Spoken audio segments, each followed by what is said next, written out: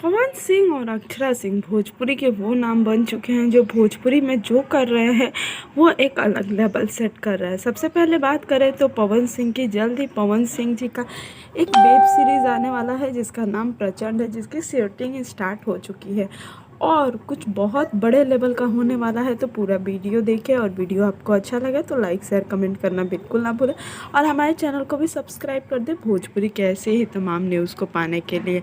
हाल ही में अक्षरा सिंह ने एक बॉलीवुड लेवल के गाने की शूटिंग की है, वहीं पे पवन सिंह प्रचंड की शूटिंग कर रहे हैं। तो कहीं ना कहीं दोनों आज भी मिलकर भोजपुरी को आगे बढ़ाने के लिए कितनी बड़ी पहल कर रहे हैं।